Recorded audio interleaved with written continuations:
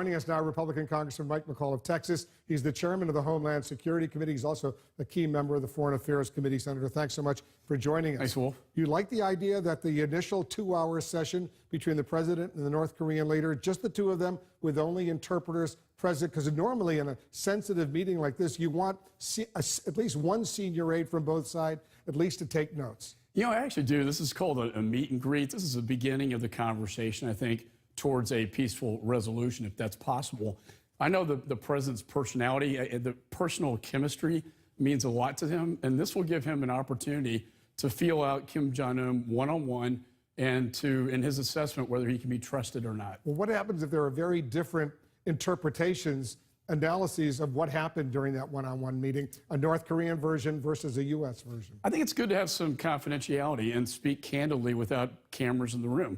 Now, the second phase will have the advisors. I think Secretary of State will be there and the Chief of Staff, and we'll have a second conversation. Again, I wouldn't raise the expectations too high here. I think this is the beginning of the conversations. I know Mike Pompeo is very optimistic, which I was glad to hear that tone, but I would also exercise a good deal of caution. The Kim dynasty, 3 administrations, 3 presidents, have basically gotten concessions from us and then thrown us under the bus. The president says he'll know within a minute, whether or not this is a good idea, a bad idea. He can tell. He's got the instinct. He's got the judgment. You believe that? I think that's his personality. I mean, just he either hits it off with people or he doesn't. Within a minute? It's not. There's no gray area. It's black and white with him. I think in a minute he's going to know, do I like this guy or not? There's been a lot of preparation for this meeting as well, and I think they do have some things already pre-negotiated that they'll be able to sign a document at the end of this. But you know who Kim Jong-un is. You know what he's done in North Korea. He's a pretty brutal dictator. The human rights issues, the ICBM capabilities, direct threats to the homeland, a lot of these issues need to be on the negotiation table. What I like about this one as opposed to the Iran deal is that he's willing to walk away from the table if necessary. You mean the president? The president could walk away. Should he raise human rights in this initial meeting? I certainly think the ICBM capability is part of this. A miniaturized nuclear warhead. What about the way he treats his own people?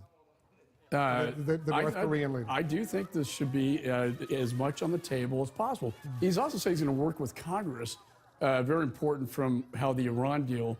This is almost reminiscent of Nixon going to China and sort of an opportunity there to normalize relations in a country that's been anything but normal. But you remember what the president said about North Korea in his UN General Assembly speech about a year or so ago. He went through the gulag, the prison camps, the starvation, the torture, all of that. He went point by point by point. And if he comes into this meeting and doesn't even raise it with the North Korean leader, what does that say?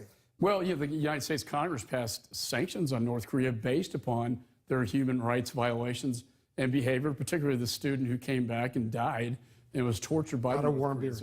Yeah, of course. And I think that has to be part of this negotiation. So you think the president should, at least at a minimum, raise all these issues? I mean, you have to be diplomatic. I don't know if this president, I think Pompeo certainly has laid the groundwork on this, and I think it should be part of the discussion. Let's talk about this. You know, he's trying to improve relations with North Korea, but the U.S. relationship with key allies like Canada and France and Germany clearly very strained right now in the aftermath of the G7. The president was deeply offended by what the Prime Minister of Canada, Prime Minister Trudeau, had to say, which wasn't even all that significant. He just said, you know, if the U.S. is going to impose tariffs on Canada, Canada will reciprocate. Did the president make a major blunder by sending his 2 top economic advisors out there and smearing Prime Minister Trudeau the way they did? Look, we need our allies in this, and our allies need to be joined with us in what's the biggest, perhaps, nuclear threat to the world. And so I think it's important we maintain those friendships. Would I prefer to see that go differently? Perhaps. I have a different perspective on tariffs. But you can't justify this saying by Peter Navarro, the trade advisor to the president, that there's a special place in hell for Prime Minister Trudeau.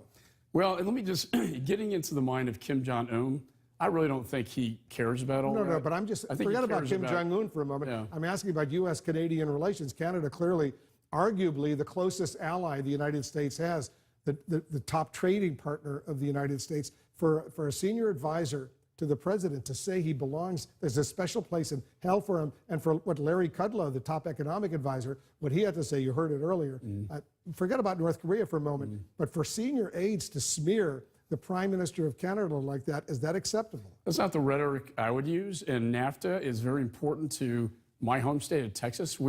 Mexico is our largest trading partner, and we don't want to see that relationship or Canada's impacted such that that document is shredded. In addition, in my energy sector, they rely a great deal on steel, and so these tariffs are not going to be, particularly productive for them. And I have to look at my district. But getting back to Kim Jong-un, I don't think in these negotiations that's really going to make a whole lot of difference. I suspect it won't make a whole lot of difference, but I'm just wondering about the U.S.-Canadian relationship, which is so very, very important. We have our allies, we have our enemies. I think it's important to make that distinction clear. Yeah, so you disagree with what those advisors to the president said? This is a time we need every ally we have on the table to force North Korea to dismantle its nuclear weapons program. Mr. Chairman, thanks for coming in. Thanks, Wolf.